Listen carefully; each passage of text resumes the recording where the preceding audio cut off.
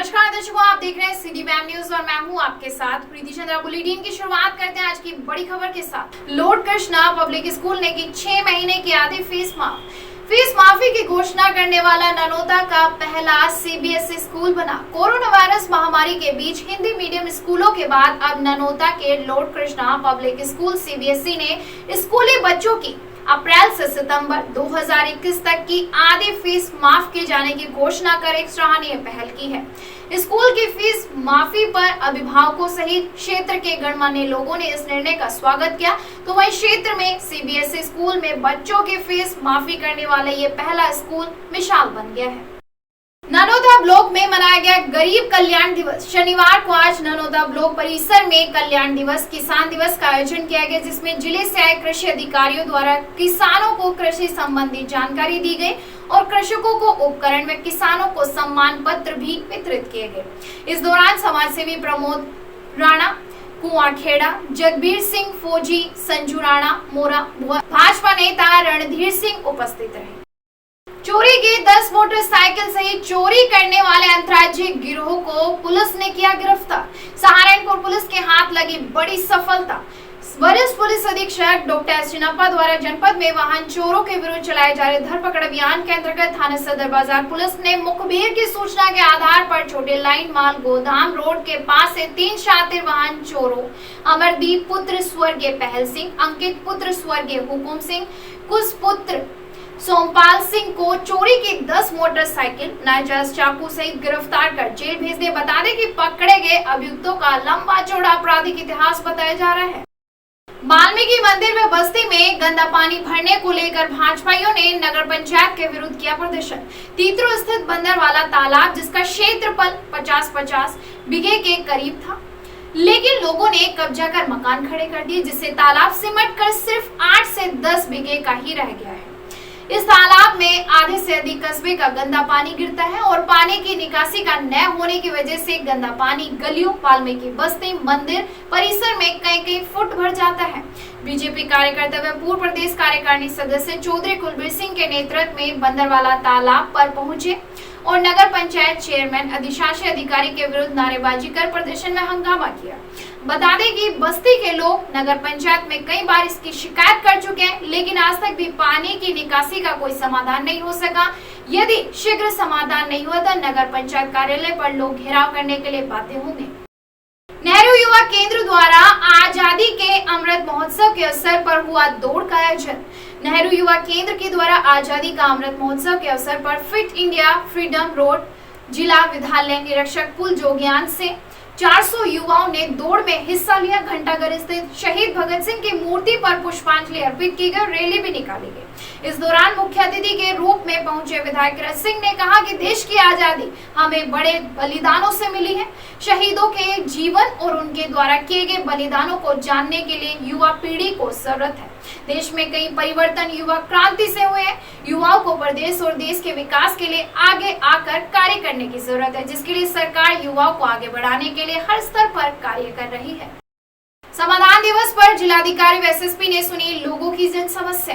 जिलाधिकारी अखिलेश सिंह व वरिष्ठ पुलिस अधीक्षक डॉक्टर चिनप्पा ने आज थाना तीतरो में समाधान दिवस के अवसर पर इकट्ठे हुए सभी फरियादों की समस्याओं को सुना और ध्यानपूर्वक सभी समस्याओं को सुनने के बाद संबंधित अधिकारियों को समस्याओं के त्वरित निस्तारण करने के लिए आवश्यक दिशा निर्देश भी दिए गए।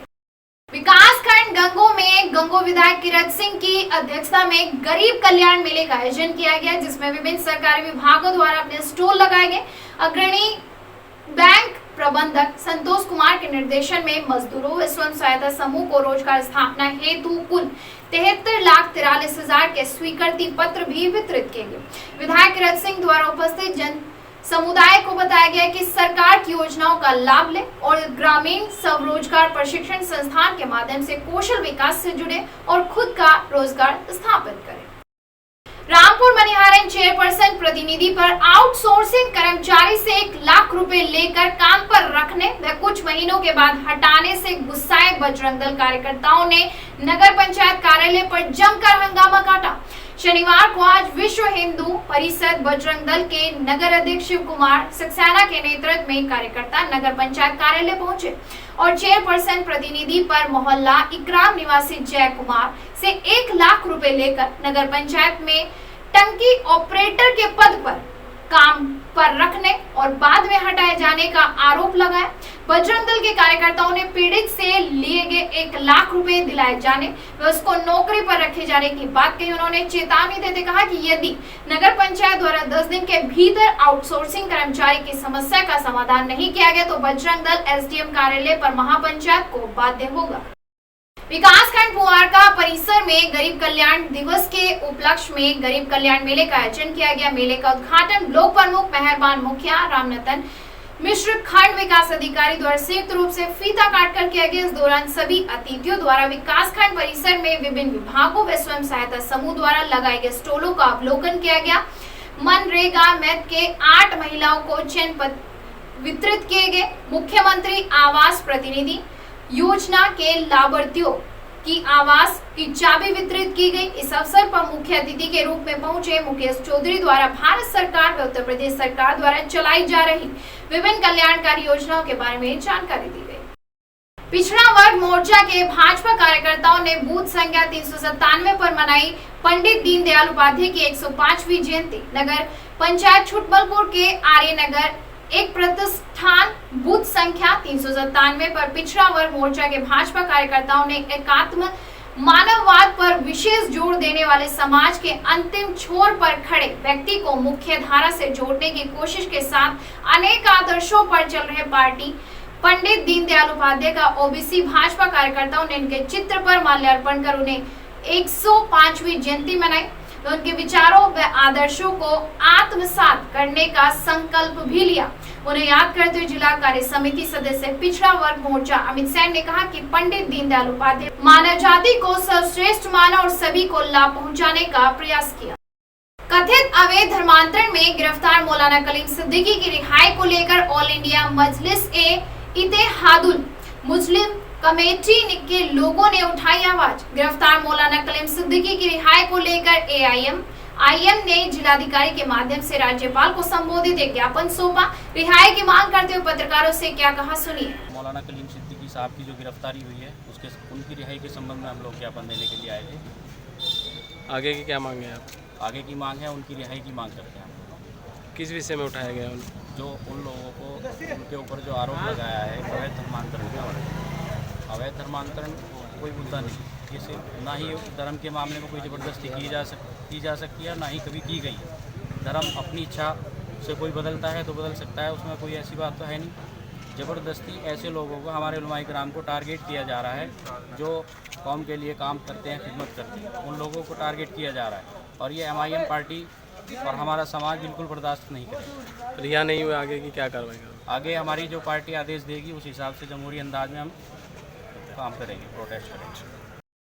सीएम योगी आदित्यनाथ द्वारा दादरी नोएडा में गुर्जर सम्राट मिहिर भोज की प्रतिमा का अनावरण किया गया, जिसको लेकर जिस तरह राजपूत समाज द्वारा इतिहास को तरोड़ मरोड़ कर पेश किया जा रहा है और गुर्जर समाज के खिलाफ फेसबुक व व्हाट्सएप पर भी अभद्र कमेंट की टिप्पणी की जा रही है, जिससे गुर्जर समाज में भारी रोष है, जिसको लेकर गुर्जर समाज के लोग इकट्ठा होकर डीएम कार्यालय में पहुंचे। देखिए इस दौरान किस तरह से गुर्जर समाज के लोगों ने अपना रोष व्यक्त किया। देखिए जिलाधिकारी सहारनपुर कार्यालय पे पूरा गुर्जर समाज इकट्ठा होकर पूरा रोष के साथ, गुस्से के साथ इसलिए आया है कि 22 सितंबर को गुर्जर प्रतिहार सम्राट मिहिर भोज की प्रतिमा के अनावरण के समय माननीय मुख्यमंत्री योगी आदित्यनाथ के द्वारा साजिश के तहत गुर्जर प्रतिहार वंश सम्राट के सामने से गुर्जर के नाम पर काली पोतना, इसमें पूरी की पूरी साजिश माननीय मुख्यमंत्री योगी आदित्यनाथ के द्वारा की गई है, जिसे पूरा गुर्जर समाज कभी बर्दाश्त नहीं करेगा। और मैं कहना चाहता हूं पूरे गुर्जर समाज की तरफ से, यहाँ भाजपा सरकार, मोदी माननीय प्रधानमंत्री योगी आदित्यनाथ को तुरंत बर्खास्त करे या फिर मुख्यमंत्री अपनी गलती पर माफी मांगे, और नहीं तो जिस तरह से जनपद सहारनपुर में मुख्यमंत्री का आगमन की तैयारी चल रही है, गुर्जर समाज कहना चाहता है, कान खोलकर सुन ले, मुख्यमंत्री का स्वागत गुर्जर अपनी भाषा में करेगा। यहाँ घुसने नहीं देगा, काले झंडे से मुख्यमंत्री का स्वागत किया जाएगा। और जहाँ कहीं भी पश्चिम उत्तर प्रदेश मारने का काम मुख्यमंत्री करेगा, जब तक वो माफी नहीं मांगता या प्रधानमंत्री को उसको बर्खास्त करना चाहिए, नहीं तो मुख्यमंत्री को पश्चिम उत्तर प्रदेश में गुर्जर समाज घुसने नहीं देगा। सहारनपुर के टॉप 10 अपराधी ने किया सरेंडर। योगी सरकार में अब अपराधों पर अंकुश लग रहा है। सहारनपुर के टॉप 10 अपराधी अनिश ने योगी सरकार के सख्त पुलिस प्रशासन व कानून के भय से सरेंडर करने हाथ ऊपर उठाकर थाने पहुंच गया। बता दें कि टॉप 10 अपराधी अनिश पर दर्जनों मुकदमे दर्ज है, लेकिन इस दौरान सरेंडर करते हुए क्या बोला टॉप 10 अपराधी अनिश। अनिश है, गैंगस्टर का मुलजिम हूँ मैं, माही का रहने वाला हूँ। मैं आज के बाद कोई गुनाह नहीं करने का, अपना कानून का बदले आज के बाद कोई अपराध नहीं करने का। मुझे पुलिस से बहुत डर लगता है। यूपीएससी परीक्षा में चमकी सहारनपुर की बेटियां। श्रेया की 176वीं में मेघना की 277वीं रैंक। वर्ष 2020 की यूपीएससी परीक्षा में सहारनपुर जिले की 2 बेटियों ने अपनी प्रतिभा के बल पर जिले का नाम रोशन किया है। सरसावा की श्रेया सिंगल ने 176वीं, चिलकाना कस्बा निवासी मेघना जैन ने 277वीं रैंक हासिल की है। सरसावा कस्बे के नकुड़ रोड से लगते बाजार में मेडिकल स्टोर संचालक मोहल्ला गनान पूर्वी निवासी राजेश सिंगल के 4 बच्चों में श्रेया सिंगल सबसे बड़ी बेटी है। उनके सिविल सेवा के परीक्षा परिणाम में 176वीं रैंक प्राप्त करने की सूचना परिवार को लगी तो परिवार के सज्जनों की खुशी का ठिकाना नहीं रहा। कस्बे के लोगों का उनके घर पर बधाई देने के लिए तांता लगने लगा। सहारनपुर से जुड़ी हर खबर पाने के लिए अभी सब्सक्राइब करें हमारा यूट्यूब चैनल सिटी वैब को। अगर आप हमें फेसबुक या इंस्टाग्राम पर देख रहे हैं, फॉलो जरूर कीजिएगा। आज का अपडेट आपको कैसा लगा, अपने विचार हमारे कमेंट बॉक्स में लिखना बिल्कुल मत भूलिएगा।